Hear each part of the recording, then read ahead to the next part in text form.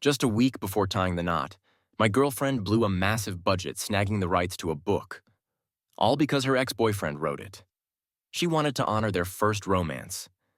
When reporters hit me up about it, I just gave a slight grin. Going back to your first love and reconnecting like that? Not something that happens every day. I genuinely hope they find their happy ending. That night, when the interview was on air, my girlfriend, who'd been kinda distant for the past 6 months, did something wild and reached out to me. She told me to stop talking rubbish and even threatened to call off our wedding unless I cleared things up with the press. But what she didn't realize was that I wasn't feeling the marriage vibes anymore either. When Mia splurged to secure Jake's rights and poured money into hiring the top PR crew to hype him up, I stumbled upon his book, Asterisk Moments Like versus Asterisk, and gave it a read. It was nothing groundbreaking. That was my only take after finishing it. It's just another typical teen first love story set in school. There are tons of books like this, and many are way better crafted. But just because Jake wrote about his past with Mia didn't mean Mia was cool with overshadowing me to boost his fame. And with less than a week until our wedding, I tried calling her, but her assistant answered. It looked like my calls were being rerouted. Bro Lou, Mia's in a meeting right now. Try calling back in 2 hours. The assistant's tone was icy. After all, Bro Lou's schedule is packed every single day. It felt like she was mocking me, like I, a washed-up actor, had nothing better to do. Over the past 2 years, this assistant, who always stuck by Mia, seemed to notice the growing gap between us. She didn't treat me with the same respect anymore. I smirked. Fine. After hanging up, my manager, Sarah, looked worried. The media has shut down all the exits. Looks like you gotta do an interview, Daniel. What did Bro Lou say? I didn't even get through to her. What can I say? I kept my cool and stood up. Let's go. Say what needs to be said. Sarah was stunned, immediately catching on to what I meant. Wait, but isn't that off? Why wouldn't I use this chance for some free publicity? As a washed-up actor, I had called Mia to ask how to handle the media storm aimed at me. But since she sent her assistant to deal with me, there was no need for either of us to save face. I pushed open the door and stepped out. Reporters swarmed me instantly. Microphones shoved in my face, eyes hungry for gossip. They saw Jake and Mia board a flight to Greece this morning. What are your thoughts? Daniel, your wedding with Mia is next week. Will her trip with another guy mess things up? So, Mia wasn't in a meeting. According to her assistant, she's vacationing with Jake overseas. Mr. He, some netizens are saying that Asterisk Moments Like versus Asterisk is actually about Jake and Mia's relationship. Is that true? Flashes went off everywhere, capturing every flicker of my expression. I smiled professionally and spoke loud and clear for everyone to hear. Yeah, all that's being speculated is true. I believe reuniting with your first love is rare. I wish them all the best. As expected, that interview blew up in the entertainment news. Mia, Jake, and me were trending in real time. Social media went nuts with theories, digging into every detail about the three of us. Jake's fans went after me, calling me a washed-up actor, saying I was riding his coattails and trashing their favorite author. But my fans fired back, labeling Jake a homewrecker and Mia a cheater. Most people just enjoyed the drama. Some laughed at me for being a sucker, while others said I was a gold digger, living off Mia's money and deserved the fallout. But overall, most comments were in my corner, mocking me, but no one really defended Jake for stealing someone's fiancé. After all, Mia and I had been together as long as Jake's been in the scene. His fan base couldn't compete with the general public. The more they talked, the more people insulted him, forcing his fans to stay quiet. Some gossip sites even uncovered that Jake lived in the same neighborhood as us, making the public opinion against him even worse. People started saying the neighbor's lover instead of the lover next door. I was kinda shocked. Jake lived nearby. That explained a lot. I'd woken up late a few times to find Mia missing from bed. When I called her, she said she couldn't sleep and was taking a stroll in the garden. Turns out her walks led her to Jake's place. Realizing this, I took a moment to check in with myself emotionally. Honestly, it was kind of funny, and I didn't care what Mia did anymore. Mia's assistant kept calling and texting me, but I didn't even read them. Just blocked her. It was hilarious. Why didn't she do something sooner? I'd given her a chance, but she didn't take it. That night, Mia, still abroad, must have realized the chaos back home. Finally, she called me. The first time she'd reached out in 6 months. It's kind of funny when you think about it. Less than a week left before our wedding. Everyone knew we'd been together for a decade. But in the end, she ditched me for Santorini with her first love, leaving me in this awkward spot. I answered the call, curious how Mia would explain all this. Instead, she started throwing accusations. Are you out of your mind? What kind of crap were you telling the media?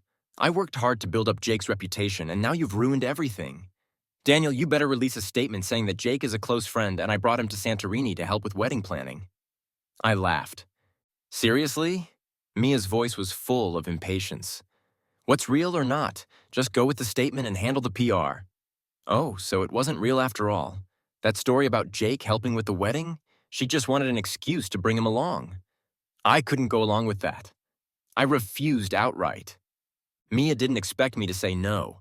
She went silent for like half a minute before exploding with anger. What do you mean you can't? You messed things up by talking nonsense, so you better fix it. Remember where our wedding's at? Her voice went quiet. I stayed calm and continued. The invites are already sent out and the location is clear. You hired a local wedding planner and the venue is set at a hotel here in the country. You think the media won't figure that out? Santorini. I remembered when we were still in love. She said we had to have our wedding in Santorini. She wanted everyone to witness our love in that romantic spot.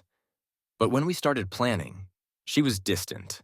Always busy, saying the company had a big deal and no time for an overseas wedding. A fancy hotel here would just get it over with.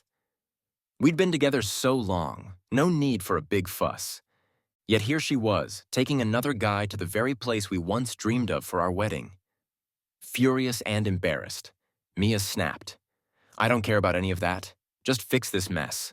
I don't want any bad press about Jake when we come back. Otherwise, there's no need for us to get married. With that, she hung up. She thought threatening to call off the wedding would get her way. I tossed my phone aside and went back to packing my suitcase. What a joke. Mia, I didn't want to marry you either.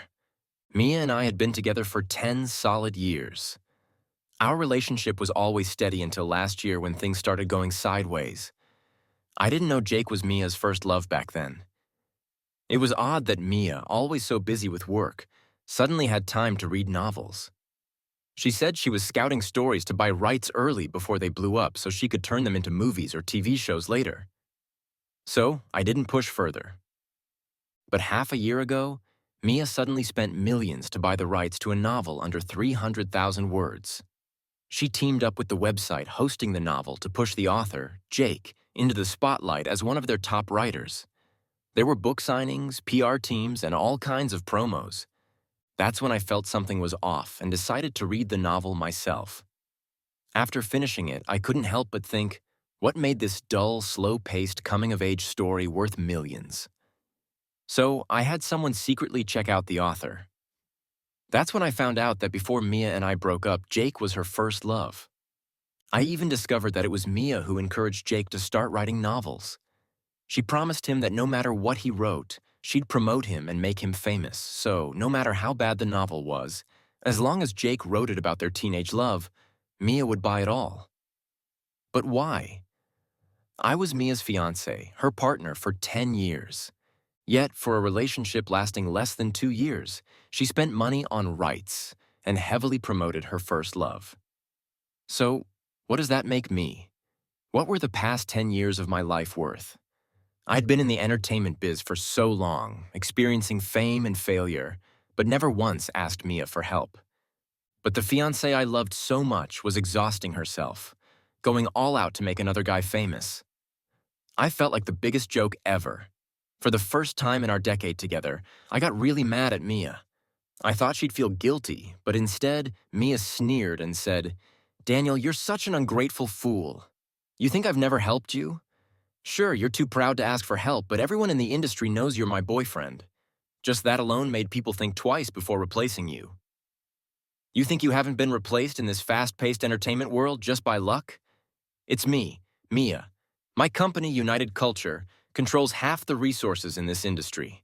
You should be thankful I'm your fiancé, keeping you somewhat relevant. Otherwise, without me, you'd be a washed-up actor, trampled by everyone. Seeing Mia's sneer and condescending tone, I realized I'd never truly understood her. After our fight, Mia didn't care about our wedding date. She started a cold war with me, even blocking my access to industry resources. Back when I was at my peak, I'd signed with Mia's company, United Culture. If she wanted to shut me down, there wasn't much I could do. My work stopped, and I was basically blacklisted. But luckily, during that 6-month freeze, my contract with United Culture expired. Maybe Mia forgot or didn't care. Either way, she never sent a renewal offer. During those long months, I doubted myself, tortured myself, and finally realized, not all relationships flourish, and not everyone's meant to stick around till the end. My contract ending meant it was time to end things with Mia, too. As I was about to leave, Sarah, the person who got me into the industry, came to see me off. We'd climbed the ranks together, and she'd become a well-known manager. She could have started her own company, but out of loyalty, she stayed with the same one, and after Mia cut her resources, she suffered the same suppression as me. In a way, she ruined her career because of me. If there was one person I owed the most, it was Sarah. I transferred all my savings to her, hoping to make it up. But Sarah just patted my shoulder. The path you chose, you gotta own it. The company offered you 2 contract renewals and you turned both down. She smiled. Maybe the universe is testing you, Daniel. I've decided to start my own agency. The money you gave me, consider it an investment. I hope when you come back, you'll be the pillar of my company. I smiled and agreed. As I was about to pass through security, Sarah suddenly called out to me. By the way, your wedding ring is here. I got it. Throw it away. It wasn't important. The ring had been chosen by Mia's wedding planners. It had no sentimental value. I'd let go of this 10-year relationship, so anything symbolic of it didn't matter anymore. Sarah nodded. Safe travels. I'll be waiting for you to come back. As the plane landed in another country, I snapped my old SIM card in half, keeping only Sarah's contact info. Everything from now on was a fresh start. I enrolled in a renowned drama school in the US.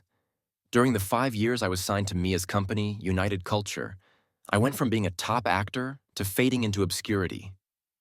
Mia was focused on her company's rapid growth, constantly signing new talent and using me to star in scripts that would help them rise to fame.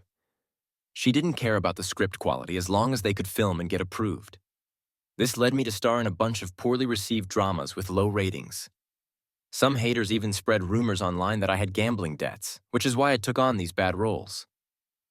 When good scripts or major projects came knocking, wanting to work with me, Mia would step in, telling me to pass the opportunity to newcomers. She'd say, Dan, you're already famous. Taking on this role would just be the cherry on top, but it won't make or break your career. But so-and-so really needs this opportunity.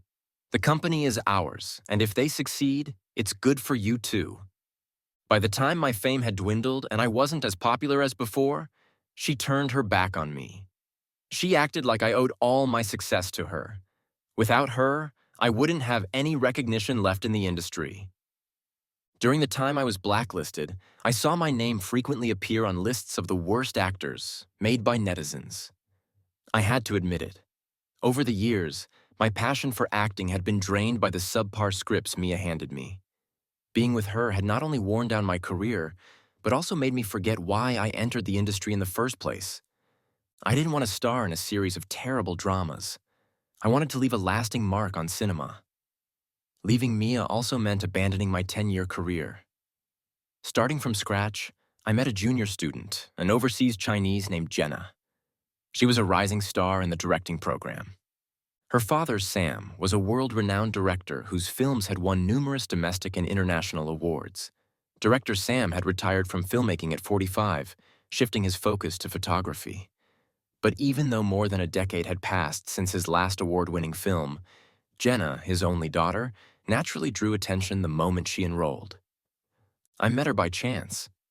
After all, Sam's films are considered a significant part of film history worldwide. It made perfect sense that several of his classics would be used as required material for our drama courses. We started talking after battling over a seat. Since I was older and a foreign student, I usually sat in the back corner of the classroom, but she never sat in the front row either. After a few times of finding her favorite seat taken by me, she had no choice but to sit next to me. Then she got smart and started arriving earlier than I did. When I found my seat taken, I naturally started arriving earlier too. After a few rounds of this, she finally got frustrated and let out a curse in Chinese. Yeah, F asterisk asterisk K. What's your deal? This seat isn't yours. Hearing the familiar language, I perked up and responded, the seat isn't mine, but I got here fair and square. She rolled her eyes and said, fine, whatever. But next time, she arrived even earlier. We got to know each other through this back-and-forth battle over the golden seat. Once we were more familiar, I asked her why. In a class that often discussed her father's films, she never sat up front. Her whole body stiffened at that. She stayed silent for a long time. It wasn't until the class ended, and she looked at Sam's name on the screen that she quietly said, my father may always be a mountain I can never climb. Later, I learned the full story. Sam retired from directing in his prime, passing the baton to his daughter. Jenna grew up under his teachings, but as she officially entered the industry, she realized just how hard it would be to surpass her father's achievements.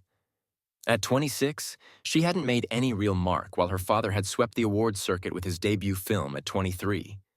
He was hailed as a genius director. Over time, the pressure became unbearable for her, and she even developed symptoms of depression. Seeing Jenna struggle, I couldn't help but relate to my own experiences. I came from a prestigious acting academy and debuted in major productions. By my third year as an actor, I was working with a renowned director. Reaching the peak of my career, I won my first award, and countless offers for roles and endorsements flooded in.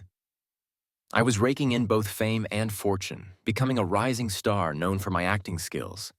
But after I dissolved my studio and signed with Mia's company, I became like a candle, slowly burning away all my passion. Because I had once stood at the top, falling felt even more painful and unfair. What Mia didn't know was that I, too, had been on antidepressants for a long time. During those 6 months when she blacklisted me and gave me the silent treatment, I even self-harmed and attempted suicide. But in the end, I pulled myself out of that dark place. I decided to give up everything from my past and start anew somewhere else. Perhaps Jenna found some inspiration in my story. She decided to take a year off from school, and I didn't stay idle during that year either. I tried various short-term jobs. I worked as a cashier at McDonald's, a waiter in a bar, washed dishes in restaurants, and even did manual labor at construction sites. Ever since I graduated from university, I had been in the entertainment industry. In reality, I lacked any real experience or empathy for the life of ordinary people. Looking back, this was the first year I truly saw the complexities of society. The first year I experienced how a regular person struggles to survive. Over time, I gained new insights into acting. When Jenna returned to school, she came back full of new ideas. She planned to shoot a short film and invited me to be the lead actor. Of course, I agreed without hesitation. Jenna submitted the film to several short film festivals, and it received remarkable results. She finally made a name for herself in the film world, overcoming the immense pressure she had been under. The success of the short film helped ease some of that pressure. It also brought a wave of new inspiration and creativity. Jenna quickly began preparing for her first feature film. She even wrote the script herself, a surreal suspense drama. Once again, Jenna invited me to play the lead role in her film. In this movie, I played a transgender individual with schizophrenia. Undoubtedly, this was a huge challenge for me. We filmed the movie intermittently over 3 years. Both of us were under a lot of pressure, but the film was worth the time and effort we put into it. When it was finally released, it received widespread acclaim both inside and outside the industry. Jenna truly became famous through this film. At 30, she achieved what her father had, a debut film that swept numerous awards. The media hailed her as a late-blooming genius. My name also resurfaced alongside her film, reappearing before the public. That year, I turned 35. Jenna's film was also invited to participate in a domestic film festival. As the male lead in her film, I received an invitation too. After 5 years away from my homeland, I finally decided to return, unlike when I left, unnoticed and forgotten. When Jenna and I landed, we were greeted with a warm welcome from the media and fans. The airport exit was packed to the brim. We were bombarded with countless questions until one reporter suddenly asked, "Mr. He, 5 years ago, you left the country and your wedding was canceled. Now that you're returning with a new film, do you plan to reunite with Miss Liu from United Culture?" Hearing Mia's name, I was momentarily taken aback. After all, 5 years had passed. Except for Sarah, I had completely cut ties with everyone from my past. Sarah had briefly mentioned when I first arrived in the US that Mia was looking for me, but I told her I didn't want to hear anything about Mia anymore, so I had no idea how Mia was doing now. Instinctively, I blurted out, "What? She hasn't married Jake yet?" I thought, given how much she had publicly promoted her first love, she must have been deeply attached to him. But judging by the reporter's tone, she still wasn't married. Perhaps my genuine confusion piqued the reporter's interest. Suddenly, all the questions were aimed at me. "Uh, Mr. He, are you saying you haven't been in contact with Miss Liu at all? Is it true, as rumors suggest, that your relationship with Miss Liu has completely fallen apart?" I couldn't help but laugh. I thought I made it clear 5 years ago, but if there's still any doubt, let me reiterate. I have no further relationship with Mia. I wish her and her first love all the best. Now, let's end the personal questions here. I hope everyone can focus more on our film. Once we finally escaped the reporters and got into the car Sarah had arranged, Jenna pulled down her mask and smiled at me. "You once told me you were a popular actor back home. I didn't believe you at the time, but now I see I underestimated you." I chuckled. It's not exactly a great reputation. Being remembered for a scandalous love triangle isn't something I'm proud of. I was a bit worried this might affect the film's promotion back home. But to my surprise, Jenna, in her usual carefree manner, said, "What's the big deal? This could even bring some buzz to my film. It's a niche project after all. Although I made it with the intention of winning awards, if more people buy tickets, I'd be all for it." After saying that, she leaned in closer and whispered in my ear, "Let me ask you something. Do you really have no feelings left for your ex-fiancé of 10 years? I had once told Jenna about my past with Mia. At that time, she asked me, "If Mia hadn't wanted to break up with you, what would you have done?" Looking back now, her question feels almost prophetic. It turns out, Mia didn't end up with Jake after all. I understood what Jenna was really asking. She wanted to know if there was any chance that Mia and I could get back together. I thought about it and told her, "I just find it all very annoying. I had assumed that after I left, Mia and Jake would live happily ever after. But surprisingly, she remained single all these years. I had a feeling that during my time back in the country, Mia might cause trouble for me." Sure enough, my instincts were right. Since I had signed with Sarah's new agency, the next day when I went to the company to see Sarah, I ran into Mia. 5 years had passed. Mia had gained quite a bit of weight. She wasn't young anymore. As soon as she put on weight, all traces of her youthful charm vanished, and her age seemed to catch up with her all at once. She looked like she could be 40, and I'd have believed it. When we saw each other, we were both stunned. Mia was the first to react, excitedly calling my name, but very quickly, for some reason, her face changed and she hurried away. I found the whole encounter a bit baffling. When I reached Sarah's office, I could still see a trace of lingering anger on her face. I had a hunch it was related to Mia. So I asked Sarah. As soon as she heard that I had run into Mia, she couldn't hold back and started cursing. I've never seen someone so shameless in my life. From her words, I pieced together Mia's life over the past 5 years. After I left, Mia searched for me for 2 days, but when she heard from Sarah that I had gone abroad, she suddenly became furious and told Sarah to pass on a message. If I kept up this act, she would replace me with Jake at the wedding in 2 days, saying I'd regret it. By that time, I had already told Sarah not to tell me anything about Mia anymore. Sarah knew how determined I was, so she didn't pass on Mia's message. Did she go through with it? Did she really replace me at the wedding? I asked. Sarah let out a mocking laugh. Replace you? Could she even pull that off? In the end, the wedding didn't happen. When reporters asked her about it, she said you two had planned to hold the wedding in Santorini and that the trip she took with Jake was to scout the location. She barely managed to cover it up, but who believed that crap? Mia's company, United Culture, faced backlash because of the whole ordeal. Her efforts to promote Jake were also undermined by my comments, giving the public something to laugh at. A youth novel with a small target audience was suddenly dug up by the gossip-hungry masses. Besides Jake's hardcore fans, most people who read asterisk moments like versus asterisk shared my opinion. It was a mediocre, uninspired youth romance. Most people couldn't understand how it had been hyped up so much. It even ended up being voted as the most overrated youth literature on several platforms. As they say, to wear the crown, you gotta bear its weight. Mia had built such an enormous platform for Jake, but his talent couldn't live up to the public's expectations. The novel was torn apart by critics. As more people read it, they noticed that many of Jake's sentences were eerily similar to those in a lesser-known web novel. So, before Jake could clear his name from the cheating scandal, he was hit with plagiarism accusations. Plagiarism in online literature is always hard to define.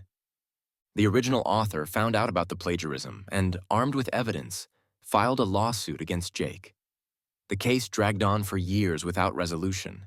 The main reason was that asterisk moments like versus asterisk had no real literary value to begin with. The fame and accolades Jake had received were largely manufactured. The original author demanded compensation, but Jake refused. He believed the work he plagiarized wasn't worth much and that if it weren't for Mia, even if he had plagiarized, the novel wouldn't have gained so much attention. This twisted logic led to years of entanglement between him and the original author. With the case frequently trending on social media, netizens demanded that Mia and Jake apologize to the original author for the plagiarism scandal. Yet, in a move no one could understand, Mia chose to ignore the backlash and instead assembled a high-profile team, boldly announcing plans to adapt asterisk moments like versus asterisk into a film. This move caused an even bigger uproar online. Mia probably wanted to take the infamous route. She stubbornly pushed through the criticism and finished filming within 6 months, rushing to release it as fast as possible. As expected, the movie, hastily put together, lacked any sincerity. Even though Mia cast the most handsome young male leads and the prettiest rising actresses from her company to tell this youthful story, the audience still criticized it, accusing her of feeding them garbage. Are you serious? Not only do I have to watch the ugly kids of capitalists, but they're also forcing me to witness her cringeworthy first love. Whoever watches this plagiarized junk is a total idiot. Comments like these were everywhere. This went completely against Mia's expectation that the more fiercely the audience criticized, the more people would watch. In the end, this high school romance film, which reportedly had a 200 million yuan investment, made less than 10 million at the box office. She lost everything. In the past, such a loss wouldn't have mattered much. But Mia had signed a performance contract with her investors. The dismal failure of asterisk moments like versus asterisk meant she couldn't meet her contract's performance targets. Shares in United Media were divided up. As the CEO and majority shareholder, Mia was completely ousted by the investors. All right, so what does that have to do with her coming to find you? Sarah rolled her eyes. Isn't it because your movie became famous? Mia went around claiming you were still one of United's artists. Only after she accepted several endorsement deals for you did she realize your contract had long expired. When she found out, she immediately announced that you had already signed with my Hechuang Media. That's when Mia came to fight with me. Sarah rubbed her temples, but Mia couldn't produce any evidence proving you were still under her company. So, although the argument blew up, public opinion sided with me. That's when I learned about this series of events. Sarah warned me. Anyway, things haven't been easy for her in recent years, so she'll probably come looking for you. Stay alert. Sarah's prediction turned out to be spot on. As I left the company building, Mia hadn't left but was waiting at the entrance. The security guards had tried several times to make her leave, but she wouldn't budge. When she saw me, her eyes lit up. Dan, I need to talk to you. I raised my hand to stop the guards. She stood up straight, adjusting her disheveled clothes. It's been a while. Can we talk? In a quiet tea house, Mia personally poured tea and set it in front of me. Even though she had asked to talk, we sat in silence for a long time. I glanced at the tea in front of me. If you've got something to say, just say it. Mia gave me a bitter look. I'm sorry. That was all she said. After all this time, this apology was a stark contrast to her arrogance 5 years ago. Seeing that I wasn't moved, Mia's face turned red, then slowly went pale. Her voice weakened. I didn't get together with Jake. It was all a misunderstanding. I never meant to break up with you. A mocking smile tugged at the corner of my lips. As I smiled, her voice grew fainter. A tear fell, and Mia quickly wiped it away. Is there really no chance for us anymore? I looked at her now fuller figure, missing the confidence she once had. I stayed silent. Mia seemed to realize her appearance wasn't what it used to be. Her strong sense of pride shattered as she covered her face. I can't help it. I have to entertain. Drinking one round after another, staying up late, the stress. It's impossible to keep my figure the same. I cried. Jake only used me to boost his fame with my connections and platform. When I gained weight, he started to resent me. But he never considered that without me, he was just a worthless, spoiled bum. So, after you left, you did get together with Jake, but you two didn't make it in the end. Hearing my words, Mia stiffened. Now you're asking me if we can still be together? Are you really that clueless?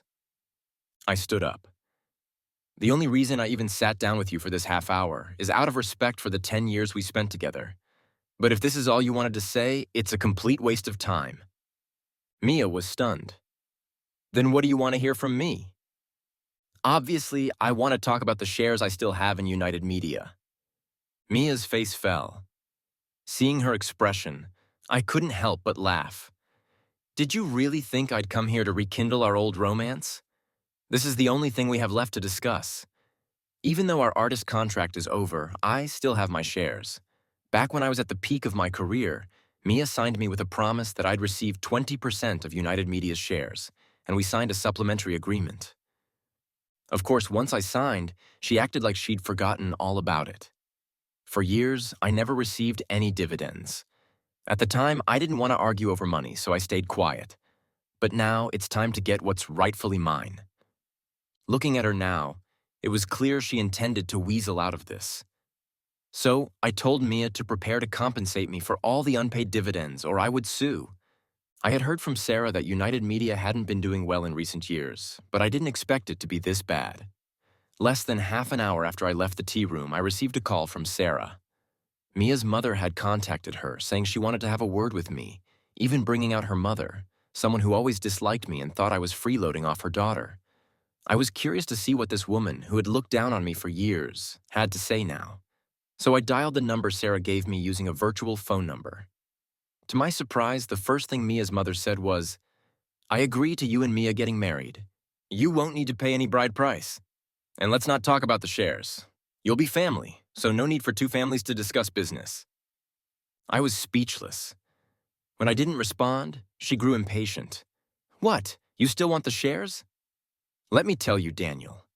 Back in the day, many men lined up to marry my daughter. But she wasted her youth waiting for you. You're lucky she's not asking you for compensation for that. You're successful now, but you don't want to be caught in a scandal about abandoning her, do you? Even after all these years, Mia's mother hadn't changed a bit. I hung up the phone immediately. Then, I asked Sarah to help me file a lawsuit against Mia. I sued her for the unpaid dividends stipulated in our contract, which amounted to over 50 million yen. With this lawsuit, all the old drama between Mia and me resurfaced. Mia was furious. She released a doctored audio recording of our conversation in the tea room, distorting the facts and accusing me of abandoning her. She portrayed herself as a heartbroken woman who had waited for her boyfriend for 5 years. But the internet doesn't forget. Before I even had a chance to respond, sharp-eyed netizens dug up old news about her orchestrating a publicity stunt with Jake. showing off their trip to Santorini. Even photos of them staying in the same luxury hotel suite surfaced. Mia's plan backfired completely. After that, Mia posted our contract with United Media, claiming I had broken it by signing with another company. She threatened to sue me for breach of contract. The amount she claimed in damages just so happened to be the same as the unpaid dividends. Over 50 million win. Sarah countered with a trove of chat logs and recordings. It became clear that my contract had expired, and she had repeatedly tried to negotiate a renewal with United's higher-ups, only to be brushed off. This put United Media's management under fire in the trending searches. The real reason they didn't renew my contract back then was that they were watching Mia's reaction. Now that Mia's gamble had failed and she was no longer in control, the internal team had no interest in covering for her anymore. So, an insider came forward to explain. They revealed that the delay in renewing my contract was due to a massive argument I had with Mia over Jake, which had embarrassed her. She had decided to teach me a lesson by purposely holding back my contract. With this revelation, Mia's previous manipulative behavior was torn apart by angry netizens. Even Jake, who had long since parted ways with Mia, was dragged into the mess. After leaving Mia, Jake had ridden the wave of popularity she created for him, profiting handsomely from the website she built for him as a top author. Although he was plagued by plagiarism scandals, he still managed to rake in significant royalties, but his writing skills were mediocre at best. After splitting from Mia, his subsequent books barely made any impact. So, once again, Jake couldn't resist plagiarizing someone else's work. This time, though, he messed with the wrong person. He copied an early work by a well-known author. That author collected the evidence and sued Jake, winning the case. Jake's reputation was utterly destroyed. The website canceled his contract and demanded he return his royalties. Now Jake was drowning in debt, completely overwhelmed. Dragged down by Mia, he snapped and went on a rant on social media. Not only did he admit to the rumors about him and Mia's pre-wedding fling in Santorini, but he also cursed Mia. Daniel gave up everything for her, but she's just a shameless woman. The moment she saw me, her first love, she threw herself at me. I didn't even want to deal with her, but she insisted that she'd made it and could take me to the top. Come on, we're all men here, you tell me. Who would refuse when something like that is handed to you on a silver platter? I just made the same mistake any man would. Mia is the real villain. Jake's meltdown only made the situation messier. Meanwhile, I hadn't said a word publicly, but my legal team had been working behind the scenes. Soon, the court ruled that Mia had to pay me over 50 million yuan in dividends and interest. After the court ruled against Mia, she tried to contact me several times. She wanted to reminisce and use old feelings to smooth things over. But I refused to see her. Who would believe that a former girlfriend who hadn't tried to contact me in 5 years still had any genuine feelings? She simply saw my comeback and wanted to get me back under her control for her own gain. I'm not sure what Mia had been up to all these years. To pay the 50 million yuan, she had to sell her house and some of her shares. Once the money was in my account, I immediately sold my shares in United Media to Mia's major shareholder. By the time she found out, it was too late. She had completely lost her absolute control over United Media. In the end, United Media was renamed Fading Media and merged under the major shareholders' conglomerate. Mia had spent over a decade building her empire, only to end up as a mere employee for someone else. Jake didn't fare any better. His shameful public rant attracted the attention of bored internet users, and some even dug up personal details about his current girlfriend. Harassing her endlessly, the woman he had just started planning to marry broke up with him after all the harassment. 5 years ago, he ruined my chance to get married right before the wedding. 5 years later, he lost his own fiancée. After that, I stopped paying attention to either of them. Jenna stayed in the country for a while before deciding to return to the US for further studies. On the day I saw her off, Jenna said to me, "Next time, can you be my leading man again?" I nodded. "Of course." Jenna smiled mischievously. "I mean, be the leading man in my life." I froze. But by then, she had already turned and walked through the security gate without looking back. It was as if those words had been a figment of my imagination. "Of course. It wasn't until I was nearly 40 that I finally gained the approval of Jenna's parents. But that's a story for another time.